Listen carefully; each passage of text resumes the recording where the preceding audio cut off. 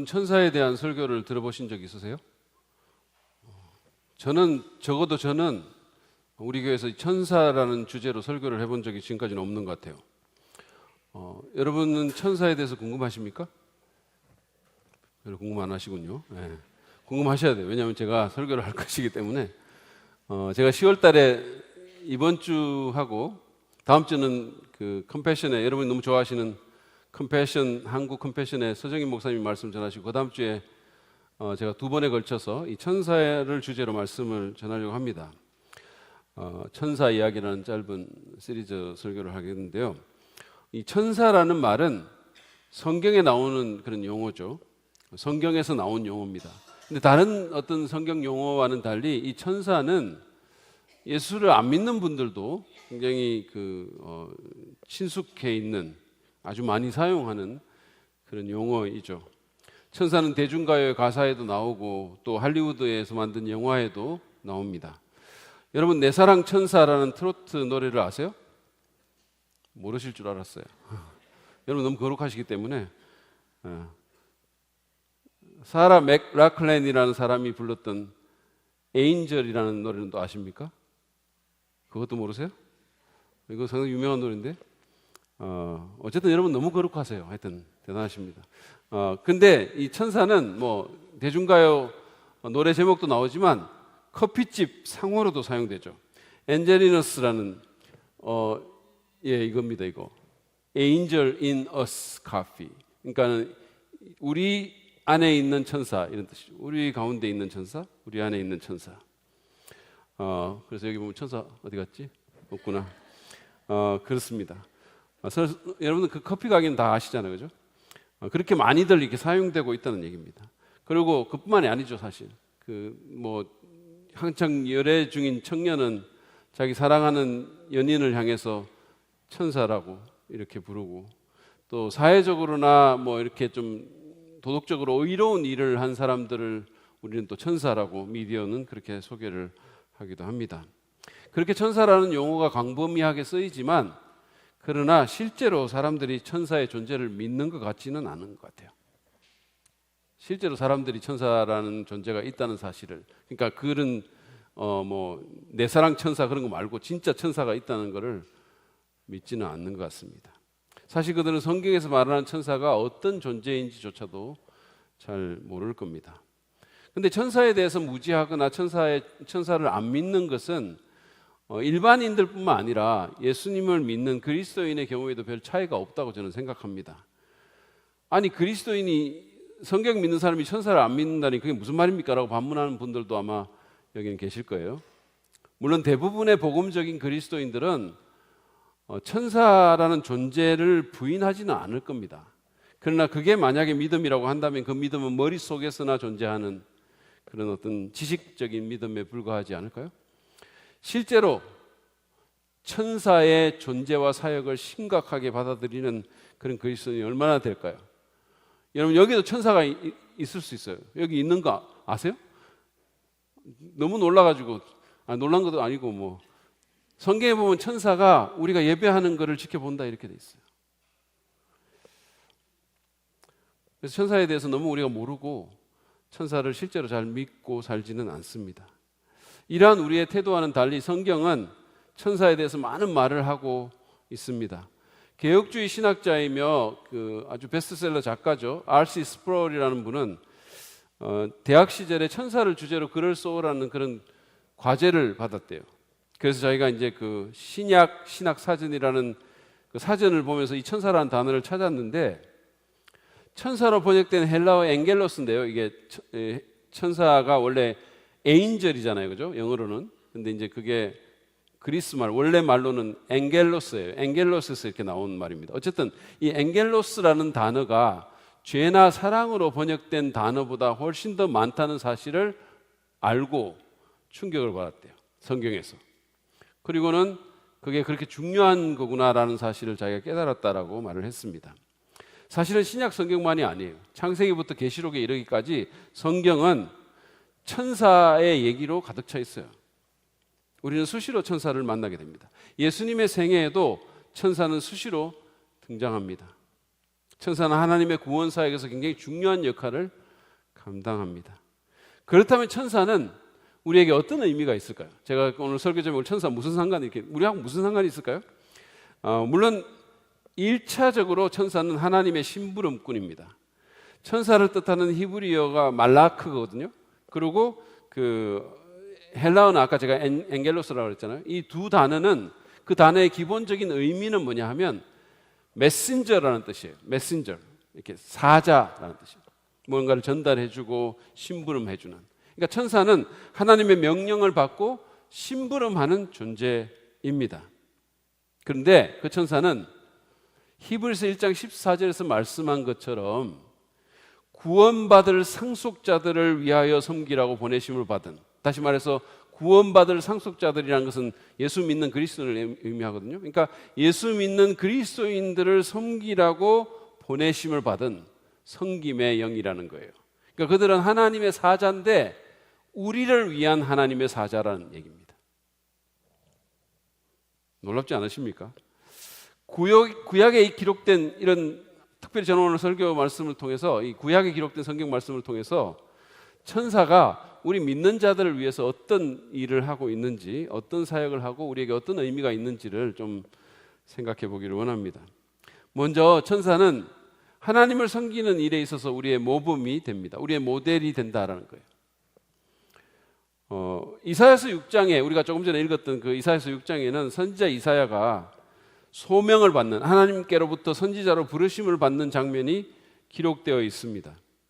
그 당시에 오랫동안 남유다를 다스렸던, 그 당시에 이제 이스라엘이 남북으로 갈라져 가지고 남쪽을 유다라 그랬는데, 이 남유다를 오랫동안 다스렸던 그 우시야 왕이 죽던 해에 이사야가 성전에서 환상을 보게 됩니다.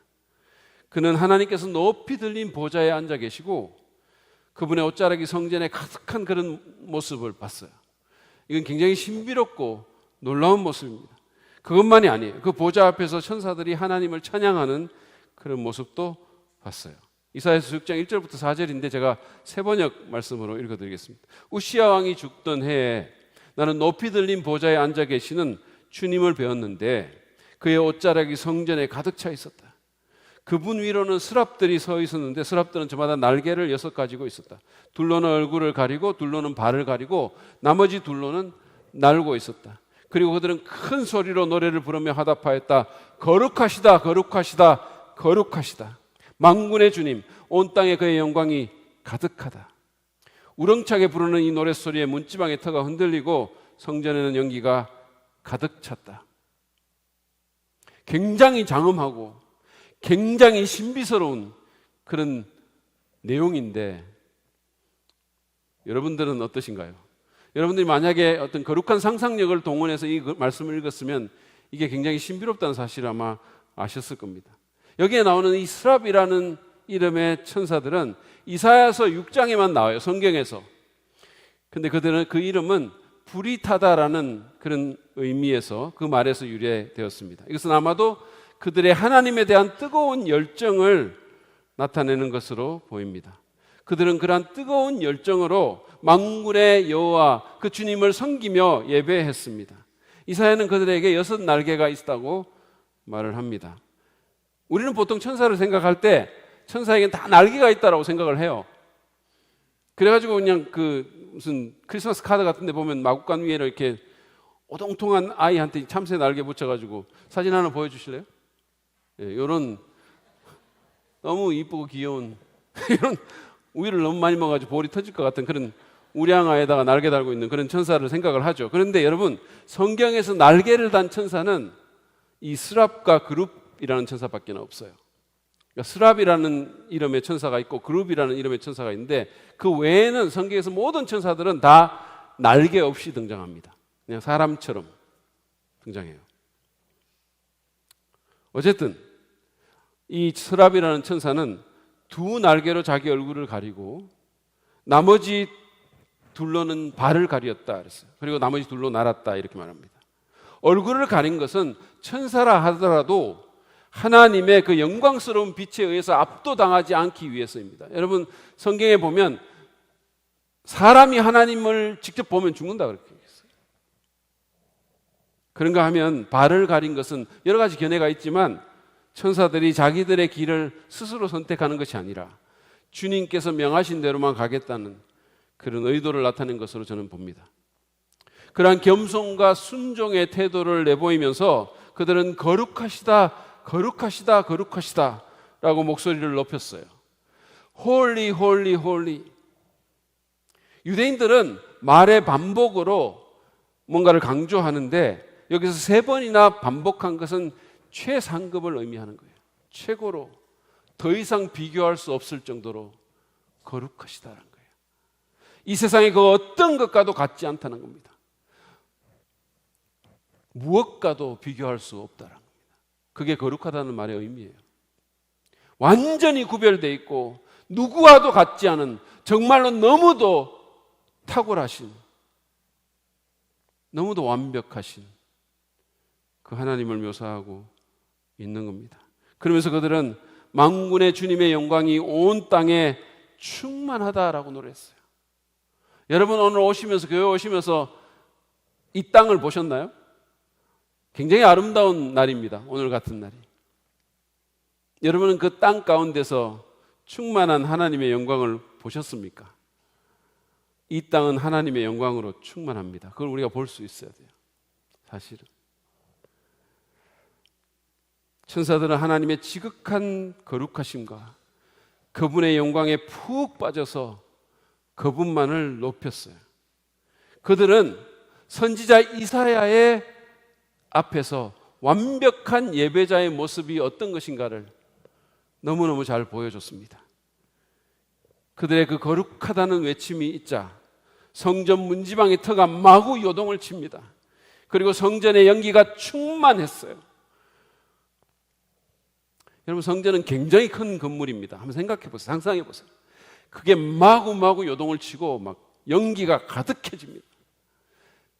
장엄하다는 말로도 표현이 잘 안 되는 그런 광경이에요. 이러한 땅의 흔들림과 연기는 하나님의 영광스러운 현존을 상징합니다.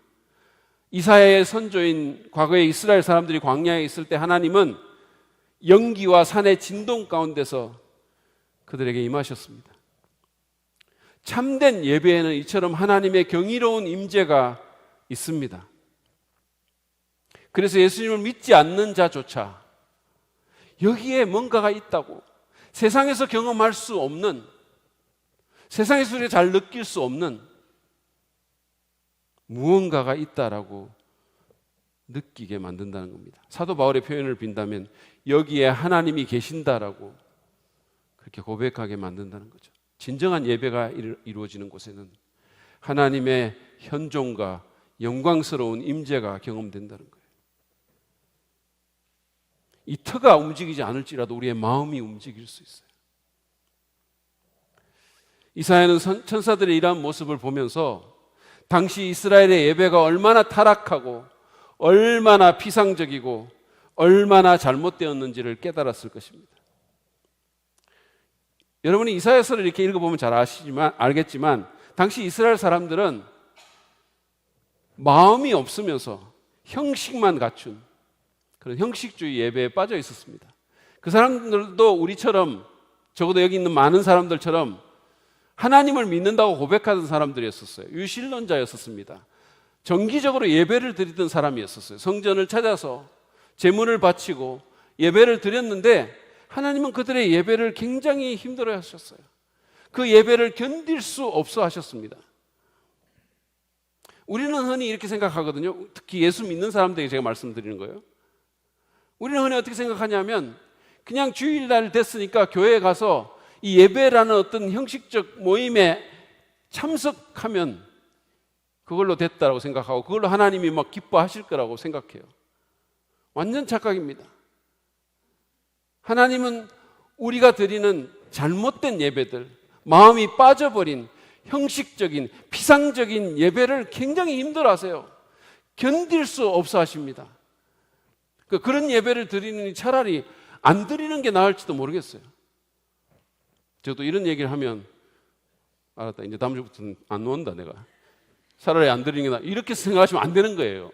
여러분들이 설교는 그렇게 드리면 안 되는 겁니다. 이제부터는 진짜 마음을 다해서 예배를 드려야 되겠구나. 이렇게 생각하셔야 되는 거죠. 여러분, 당시에 이스라엘의 가장 큰 문제는 예배의 타락이었어요. 그것도 하나님의 백성이라고 하는 사람들의 예배의 타락입니다. 삶이 따라주지 않는 예배, 형식만 갖춘 예배, 아주 비상적인 예배, 그런 예배가 하나님을 괴롭게 만든 거예요. 천사들의 예배를 목도하면서 이사야는 자신들의 예배가 얼마나 잘못되었고 얼마나 비상적이었는지, 또한 동시에 참된 예배가 어떠해야 하는지 아주 잘 배웠을 것입니다.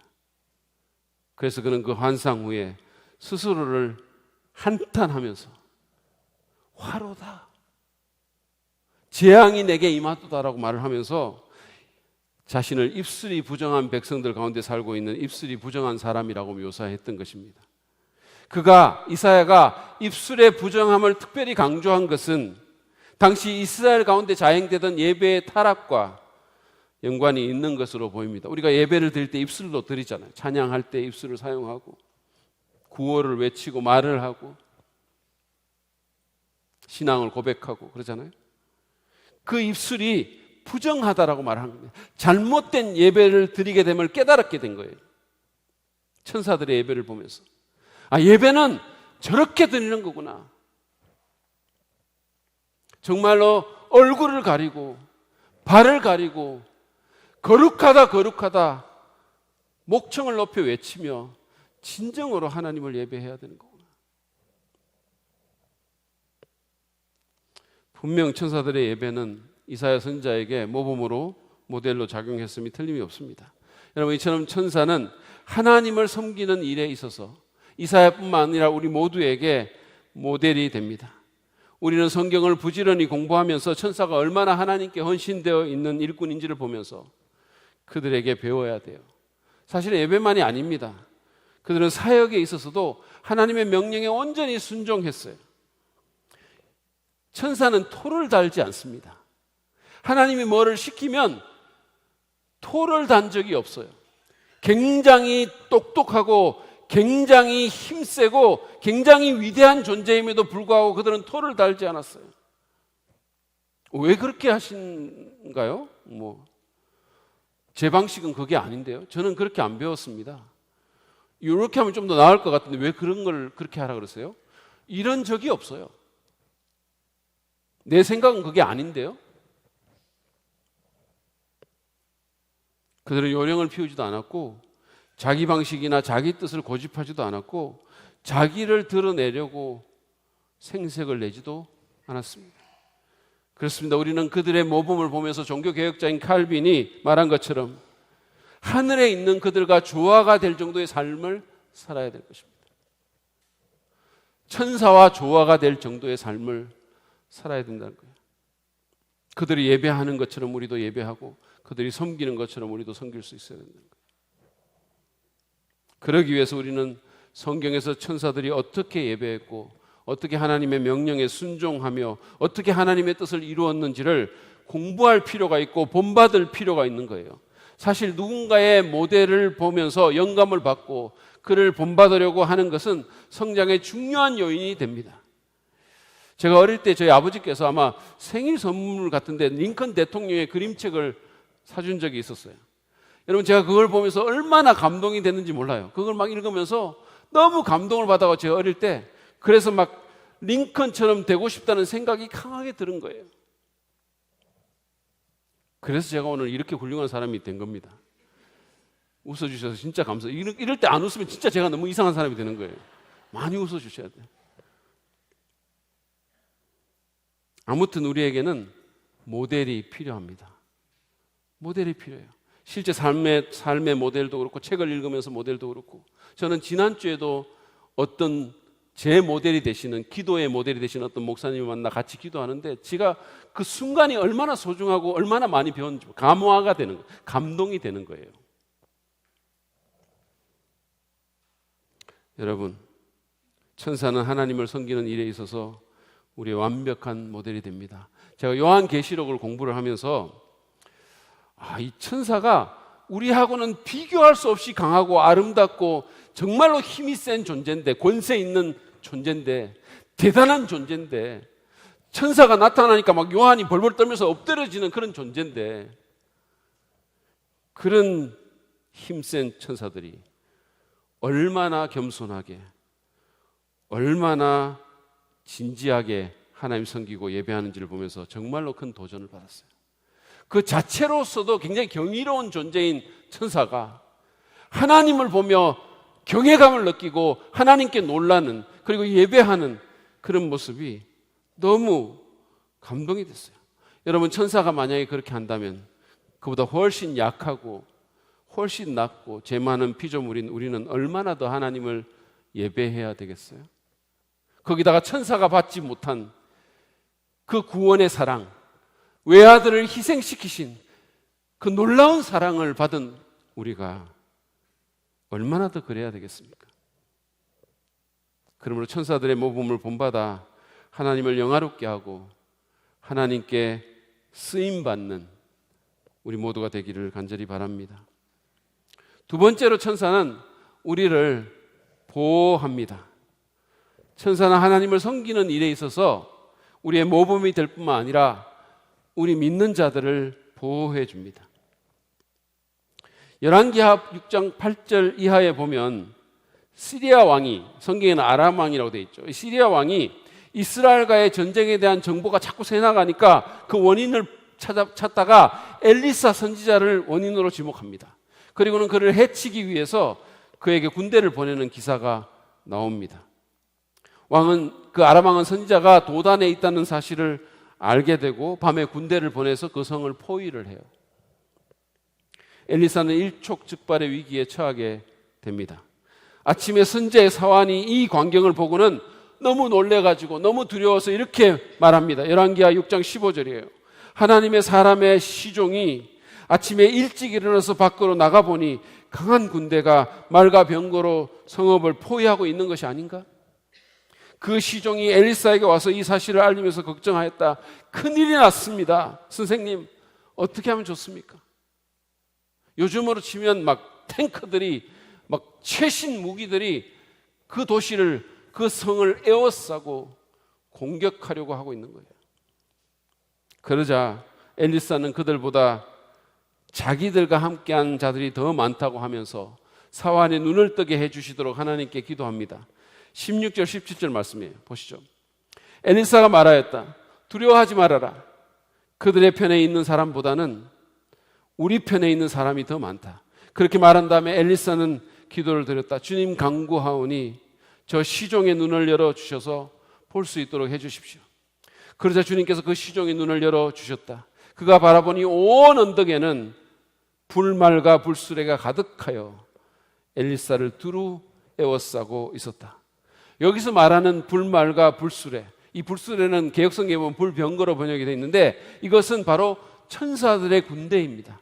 우리가 성경에서 천군이라고 말하는 천사들의 군대예요.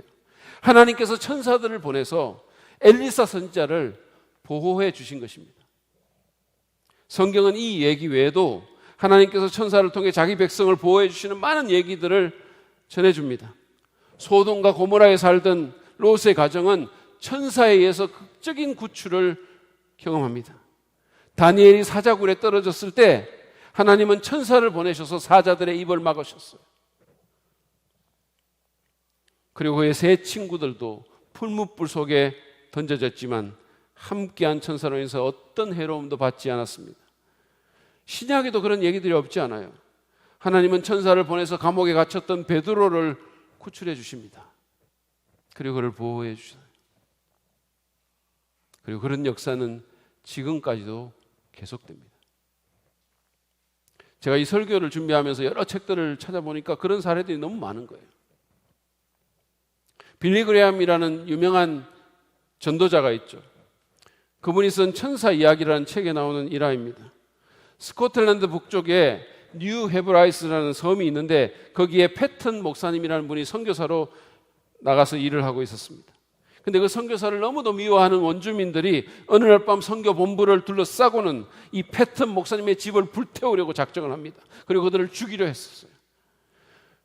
얼마나 겁이 났겠어요. 그러니까 패턴과 그 사모님은 밤새도록 하나님께 이 공포의 밤으로부터 자기들을 건져주실 것을 기도했어요. 근데 밤이 되도록, 아침이 오도록 큰 문제가 없이 지나갔고, 아침이 돼서 밖을 살펴보니까 침입자들이 웬일인지 모두 떠나버리고 없는 거예요. 그들은 하나님께서 보호해 주심을 감사드렸습니다. 그리고 그 일이 있은 지 1년 후에 그 원주민의 추장이 예수님을 믿게 된 겁니다. 그래서 이제 이 사람들이 그 원주민 추장을 만나가지고 예전에 있었던 그 일이 생각이 나서, 그때 당신들이 왜 우리한테 와가지고 집을 막 태우려고 왔는데 집을 태우고 우리를 죽이지 않았냐고 물었어요. 그랬더니 그 추장이 놀라서 이렇게 되묻는 겁니다. 그날 밤에 당신과 함께 있던 그 많은 사람들은 도대체 누구였습니까? 그래서 이 사람이 누구 말입니까? 저하고 제 아내밖에는 아무도 없었어요. 그랬더니 추장은 수백 명의 건장한 사람들이 빛나는 옷을 입고 손에는 칼을 빼어들고 둘러싸가지고 지키고 있어서 자기들이 공격을 못하겠다는 생각을 하고 물러났다는 거예요. 누군가가 선교 본구를 지키는 것처럼 보였다는 거예요. 그래서 그때 비로소 패튼 목사님은 하나님께서 그의 천사들을 보내서 자기들을 보호해 주셨다는 사실을 깨달았다라고 그렇게 간증을 했습니다. 여러분, 이런 간증들을 계속 열거하려 치면 시간이 모자랄 거예요. 저는 막 이 어떤 엄청난 사고 가운데서 아무런 해도 없이 보호받은 사람이 천사 때문에 그랬다는 얘기도 유튜브를 통해서 봤어요. 이런 사례들이 굉장히 많은 거예요.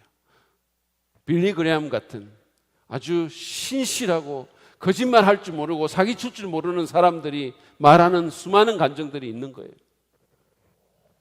그럼에도 우리는 이거를 잘 안 믿습니다. 왜냐하면 우리는 이성으로 설명할 수 있는 것들만 믿는 이 시대의 풍조에 너무 깊이 빠져 있기 때문에, 우리도 모르는 사이에 과학이 마치 하나님이 되는 듯이 아직도 모르는 게 너무도 많고 아직도 밝혀낼 게 너무 많은 그 과학을 마치 신처럼 생각하고, 과학으로 설명이 안 되면 마치 그것이 사실이 아닌 것처럼 그렇게 믿는 그 경향성에 우리가 물들어 있기 때문이에요. 저희 성도님들은 아마 많은 분들이 아시겠지만, 저는 미국에 유학을 가가지고 제가 신학하기 전에 대학원에서 물리학을 먼저 공부를 했습니다. 당시에 그 대학원에 있는 대부분의 유학생들은, 보통 사람도 사실은 대학원 정도 오면 그런 거 안 믿는데, 이 사람들은 과학하는 사람들이, 물리 공부하는 사람들이잖아요. 그러니까 안 믿어요.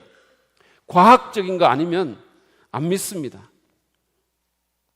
과학을 하나님처럼 믿고 소위 기적이라든지 초자연적인 것에 굉장한 거부감을 갖고 있었어요. 당시에 저희가 이제 그 미국 해군하고 미 항공우주국 나사의 후원을 받아가지고 실험을 저희가 했는데, 그 적외선 레이저를 개발하는 실험을 했었어요. 그 실험을 했는데 결과가 하도 안 나오니까, 이게 실험을 하면 결과가 나와야 되거든요. 돈은 계속 우리가 받고 있고 계속 실험을 하는데 결과가 하도 안 나오니까 제 동료 한 사람이 저한테, 이재기 씨, 레이저 나올 수 있게 기도 좀 해주세요, 하나님께, 이러는 거예요. 그 사람이, 하나님 안 믿는 사람이 막 맨날 막 그런 거 안 믿는다고 하는 사람이 답답하니까, 하도 안 나오니까 기도 좀 해달라고 그렇게 얘기를 하더라고요. 그래서 제가 기도를 했죠. 어떻게 됐을까요? 제 기도 때문인지는 모르겠지만 어쨌든 그렇게 안 나오던 레이저가 얼마 있다가 나온 거예요. 여러분, 제가 좀 용한 것 같아요. 왜 아멘 안 하세요? 이 친구는 하나님 안 믿는 과학주의자였고, 그랬지만 어쨌든 급할 때 나한테 기도 부탁한 건 사실이고, 그리고 제가 기도한 것도 사실이고, 그리고 기도한 후에 나온 것도 사실이잖아요. 그러니까 부인을 할 수가 없는 거예요, 이 사람이. 그러니까 저보고 뭐라 하는지 아십니까? 저한테 나중에 오더니 이러는 거예요. 이재기 씨, 근데 하나님이 레이저를 이해를 하실까요? 이러는 거예요. 이제는 하나님을 시대에 뒤떨어진 어떤 무슨 바보로 만들고 싶었던 겁니다. 어쩌면 우리 그리스도인들은 그 사람처럼 이 시대의 이성주의적이고 반초자연주의적인 태도에 물들어서 말씀에 대한 순수한 믿음을 잃어버렸는지 몰라요. 자꾸만 그것을 잃고 있는지 몰라요. 근데 여러분, 세상에는 과학으로 설명할 수 없는 수많은 일들이 일어나고 있어요. 그렇잖아요. 여러분 주변에도 그런 일들이 있었을 거예요. 의학적으로 가망이 없는데 하나님께 간절히 기도하면 어떤 일들이 일어나는 것 우리가 듣고 보지 않습니까? 비록 우리 눈에 보이지는 않지만 하나님은 존재하시고 그분이 부리는 천사도 존재합니다. 사실 이 세상은 심오하게 영적이에요. 심오하게 영적입니다. 눈에 보이지 않지만 하나님은 하늘 보좌에 앉으셔서 이 세상을 다스리고 계시고, 그리고 마이클 W. 스미스의 노래 가사처럼 천사들이 하늘을 가득 채우고 있는 거예요. 그런 세상에 우리가 살고 있는 겁니다. 우리는 그냥 단순히 눈에 보이는 물질적인 세상만 살고 있는 것이 아니라 영적인 세상에 살고 있는 거예요. 그러므로 우리는 당신의 천사를 보내 우리를 보호하시는 하나님을 온전히 신뢰하고 다른 것이 아니라 그분의 도움을 먼저 구하고 그분께 먼저 기도해야 될 것입니다. 최후의 수단이 기도가 되는 것이 아니라 가장 먼저 기도하는 사람들이 돼야 되는 거예요. 그리고 비록 혼자 있을 때에도, 외롭고 무섭고 불안할 때에도, 막 어떤 위협적인 상황으로 인해서 코너에 몰릴 때에도 여러분, 하나님께서 보내신 천사가 여러분과 함께 있을 수 있음을 기억하시고 용기를 내시기 바랍니다. 뿐만 아니라 어떤 위험이나 공경에서 갑자기 건짐을 받을 때, 여러분 그런 경우 있잖아요. 갑자기 막 이렇게 건짐을 받을 때가 있어요. 저도 그런 경우가 있었어요. 그럴 때 우리는 하나님께서 우리를 위해 천사를 보내주실 수 있음을 생각하고 무엇보다도 하나님께 감사해야 될 것입니다. 그냥 우연히 그렇게 된 게 아니라, 그럴 때 우리의 삶은 더 신비롭고 더 풍요롭고 우리의 영성이 더 깊어지게 될 것입니다. 마지막으로 천사는 우리를 위해서 영적인 싸움을 싸웁니다. 천사는 우리를 보호할 뿐만 아니라 우리를 위해 우리와 함께 영적인 싸움을 싸워줍니다. 천사들은 그렇게 우리를 도와주는 겁니다. 다니엘서 10장을 보면 다니엘이 이스라엘의 큰 전쟁에 대한 환상을 보고 그 의미를 깨닫기 위해서 3주간 좋은 음식을 금하면서 기도를 합니다. 3주 후에 천사 가브리엘이 와서 다니엘에게 이렇게 말을 해요. 다니엘서 10장 12절부터 15절입니다. 이거 같이 좀 교독할까요? 제가 먼저 읽을 테니까 여러분 스크린이나 성경 보시면서 교독하겠습니다. 제가 먼저 읽을게요. 그가 내게 말하였다. 다니엘아, 두려워하지 말아라. 네가 이 일을 깨달으려고 하나님 앞에서 스스로 겸손하여지기로 결심한 그 첫날부터, 다시 말해서 기도한 그 첫날부터 하나님은 네가 간구하는 말을 들으셨다. 네가 간구하는 말에 응답하려고 내가 왔다.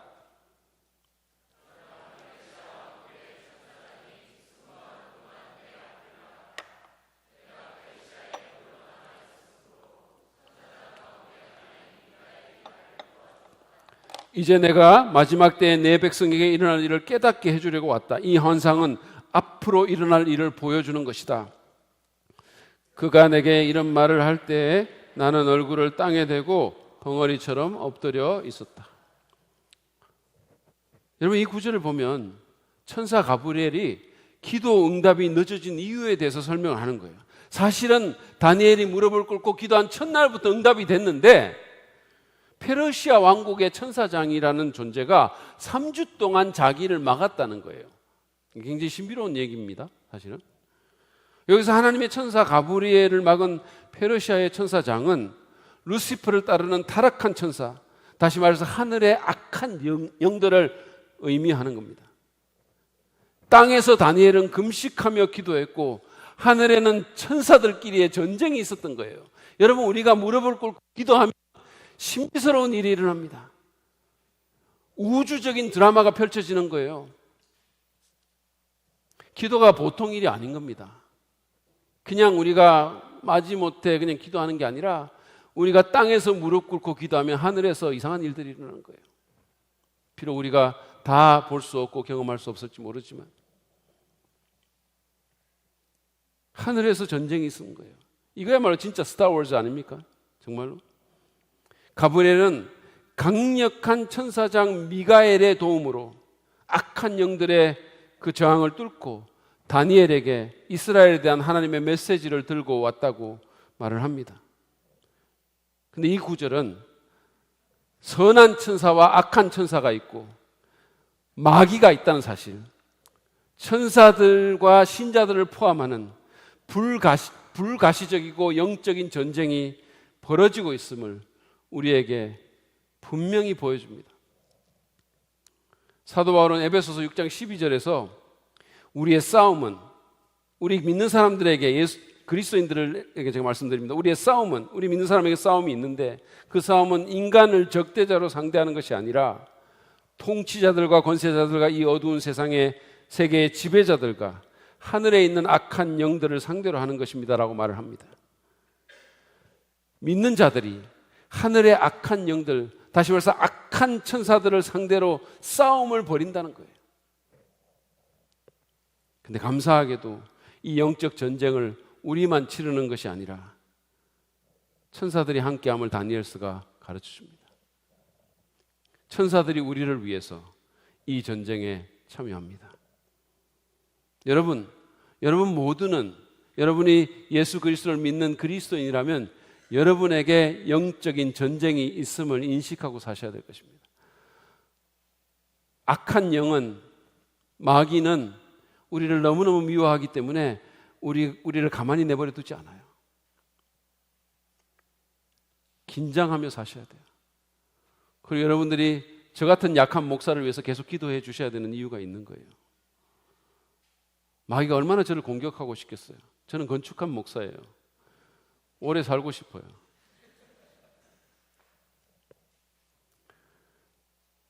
마틴 루터를 아실 겁니다. 루터는 문자 그대로 유럽의 역사를 바꾼 그런 종교개혁자죠. 이 사람은 평생에 걸쳐서 악한 영과 투쟁했던 사람입니다. 루터는 항상 강력한 어두움의 영들과 벌이는 투쟁 속에 자신이 던져져 있다라고 그렇게 봤어요. 그는 마귀와 여러 번 대면했다고 말했습니다. 여러분 생각해 보십시오. 타락한 종교를 개혁하는 선봉에 선 그를 마귀가 가만히 두고만 봤겠습니까? 생각해 보세요. 그 당시에 매감 매직하고 면죄부 막 팔고 성당에서 돈 주고 목사 신부 자격 사는 그 타락한 종교를 개혁하려는 것이 마귀들에게 얼마나 위협이 됐겠어요. 그러니 그 사람을 왜 가만 놔뒀겠습니까? 평생에 걸쳐 싸움이 있었던 거예요. 마귀의 활동이 특별히 이 루터의 생애에서 왕성했던 때는 그가 비텐베르그 성에 은둔하면서 신약 성경을 독일어로 번역할 때였다라고 합니다. 루터는 헬라어나 라틴어를 모르는 일반 독일인들이 자기들의 언어로 성경을 읽을 수 있게 하도록 성경을 번역했어요. 이것은 획기적이고 위대한 업적입니다. 이것이 말 그대로 유럽의 역사를 바꿨고 독일 언어를 변화시키는 역사가 있었다고 그랬어요. 루터는 자신이 마귀에게 가장 큰 타격을 준 것이 바로 신약 성경을 번역한 일이다라고 말하기도 했어요. 그 당시 사람들은 성경을 못 읽었거든요. 왜냐하면 성경이 라틴어로 기록되어 있으니까 교육 안 받은 사람은 못 읽는 거예요. 근데 성경을 번역하니까 사람들이 성경을 읽고 하나님의 뜻을 알게 되고 하나님이 어떤 분이고 무슨 일을 하셨는지 알게 되니까 마귀가 얼마나 큰 타격을 받았겠어요. 그래서 마귀가 자꾸만 그를 방해하고 그에게 겁을 줬습니다. 한 번은 마귀가 막 나타났는데 자기가 잉크병을 던졌다는 그런 유명한 일화가 있어요.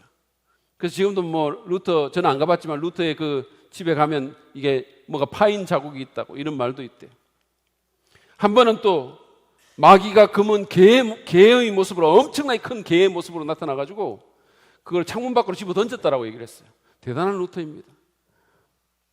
그런 배짱이 있으니까 당시 지상 최고의 권력인 교황을 맞서서 싸울 수 있었다는 생각이 들었어요. 아무튼 그런 거였던 만큼 그는 천사들의 세계를 예민하게 의식하고 살았습니다. 루터는 자신의 설교 가운데 이 세계에 대해서 언급을 하면서 하나님의 교회를 떠받치고 있는 선한 천사들이 없었다면 교회는 악한 영들의 사악함으로 인해서 철저히 무너졌을 것이라고 그렇게 말했습니다.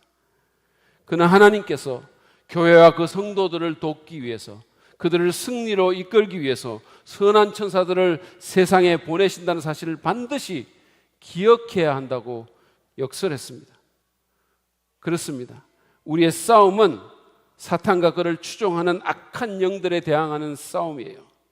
우리는 영적 전쟁의 현실을 인식하고 깨어 경계하는 가운데 겸손하고 간절하게 하나님의 도우심을 구해야 됩니다. 여러분, 하늘에 있는 악한 영들은 우리가 그냥 상대하기는 너무도 버거운 존재들이에요.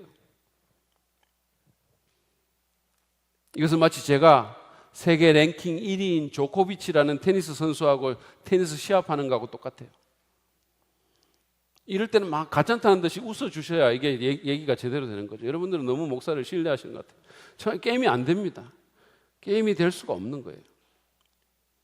마틴 루터가 만든 가장 유명한 찬송 중에 내 주는 강한 성이요라는 찬송이 있는데 그 1절 가사가 이렇습니다.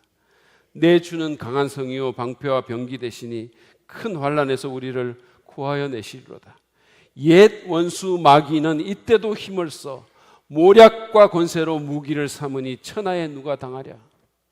이 가사가 1절이 질문으로 끝이 나는 거예요. 천하에 누가 그 마귀를 당할 수 있겠냐라는 거예요. 누구도 당할 수 없다는 겁니다. 누구도. 아무리 대단한 사람도 자기 힘만으로는 이 마귀와 악한 영들과 싸워서 이길 수 없다는 거예요. 2절에 첫 줄에 대답이 나옵니다. 대답이 아니고 이 더 부가된 설명이 나와요. 내 힘만 의지할 때는 패할 수밖에 없도다. 그렇습니다. 우리 힘만으로는 백전백패예요. 그러므로 우리는 우리보다 더 힘있는, 그리고 마귀보다 더 힘있는 더 강한 장수가 우리를 대신해서 싸워주기를 기대하고 바라야 되는 겁니다. 여러분 기억하십시오. 우리가 간절히 하나님만 의지하고 믿음으로 굳게 서서 기도하면 하나님께서 당신의 천사를 보내셔서 우리를 위해 악한 영들을 물리쳐 주실 것입니다. 우리가 이 땅에 무릎을 대고 기도하면 하늘에서 천사들이 우리를 위해 싸워 주실 것입니다. 그러므로 여러분, 두려워하거나 겁먹지 마십시오. 여러분이 지금 상황이 어렵더라도 두려워하지 마세요. 시체말로 쫄지 마시기를 바랍니다. 패배의식에 젖지도 마십시오. 용기를 가지시기 바랍니다. 여러분, 우리는 이길 수 있습니다. 우리는 어떤 도전도 물리칠 수 있습니다. 삶이 힘들잖아요. 삶의 무게가 만만치 않잖아요. 우리가 이 예배 마치고 나가면 또 어떤 일이 벌어질지 우리가 모르잖아요. 사단이 어떻게 우리를 공격할지 우리는 모르잖아요. 그렇지만 겁먹지 마십시오. 하나님이 그의 천사를 보내셔서 우리를 위해 싸워주실 것입니다. 예수님께서 십자가의 그 고난에 직면했을 때 그가 이런 말씀하셨어요. 내 아버지께 구해서 12영이나 더 되는 천사를 보내시게 할 수 없겠냐고 말했어요. 그 당시에 로마 시대의 영은 군단인데 이 한 군단이 보병만 6천 명이었었어요. 여러분, 이 말이 무슨 말입니까? 최소한 7만 2천 명의 천사가 우리의 싸움을 위해서 대기 중이라는 거예요. 그 많은 천사가 여러분의 편입니다. 무엇보다도 전능하신 하나님과 주 예수 그리스도가 우리 편이십니다. 다윗이 시편 34편 7절에서 주님의 천사가 주님을 경외하는 사람을 둘러 진을 치고, 주님의 천사가 주님을 경외하는 사람을 둘러 진을 치고 그들을 건져주신다라고 말한 것처럼 하나님께서 우리를 악한 자의 공격에서부터 당신의 천사를 통해 건져내 주실 것입니다. 이기게 하실 것입니다. 말씀을 마무리하면서 천사가 우리를 위해 어떤 일을 하는지 다시 한번 기억하시기 바랍니다. 천사는 하나님을 섬기는 일에서 우리의 모범이 되고 우리를 보호할 뿐만 아니라 우리를 위해 영적인 싸움을 싸웁니다.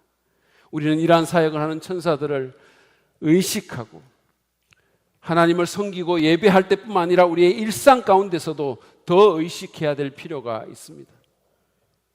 그것은 우리의 기독교적인 삶을 더 풍성하게 만들어 줄 것이고 우리의 삶의 신비적인 차원이 있게 만들 것이고 하나님의 공급하심과 능력에 대한 우리의 믿음을 더욱 강하게 만들어 줄 것입니다. 더 나아가서 우리는 그 천사를 부리시고 우리의 유익을 위해서 쓰시는 우리 하나님 아버지와 주 예수 그리스도를 기억하고 그분을 더욱 신뢰하고 그분만을 경배할 필요가 있습니다. 그분이 우리를 사랑하시고 십자가 희생을 통해서 우리를 당신의 친백성 삼으셨기 때문에 천사가 우리 편이 된 것입니다. 그분이 우리를 사랑해 주시고 그분이 우리를 용납해 주시고 그분이 우리를 날마다 새로운 은혜로 이끌어 주시기 때문에, 그래서 천사가 우리의 모델이 되고 보호자가 된 겁니다. 그러므로 위대한 천사를 부리시고 그 천사의 경배를 받을 뿐만 아니라 우리를 위해서 그 천사를 쓰시는 그 하나님을 온전히 의지하고 찬양합시다.